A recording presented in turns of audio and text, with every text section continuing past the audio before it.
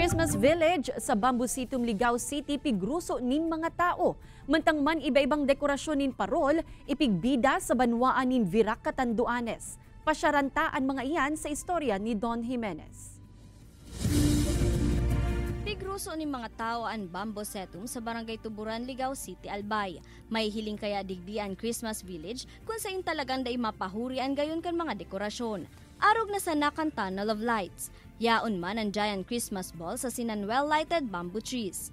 Agaw attraction man ang giant Christmas tree na pinalibutan ng mga sunflower asin syempre day mawawara ang life-sized Belen. Bukas subot ini sa publiko alagad pakiulay kan manamiento kan lugar sa mga mabisita na maging responsable asin imantinir ang kalinigan kan lugar. Ramdam na ramdam po. Kaya napapasyal po talaga kahit malayo. Fit na fit po siya for social media.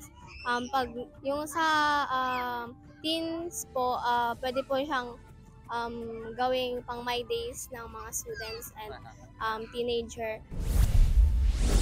Agaw atensyon man an man lain-lain na disenyo kan mga parol na ipinarada sa banwaan kan Virac Catanduanes. Gibo ang mga parol na ini sa indigenous materials, arog kan abaka, baon ninyog, mga dahon asin iba pa. Igwa maninhalong plastics o recyclable materials. Ang nasambitan ng aktibidad, tauna ng pigigibo kung saan igwa ni nagahalat ni Diakulang papremyo para sa may pinakamagayon na disenyo. Ito ay napakagandang konsepto kasi pinapakita dito yung spirit ng Christmas. Secondly, ito ay isang avenue para maipakita yung creativity ng mga Katandunganons. Ini si Don Jimenez, Balitang Bicolandia.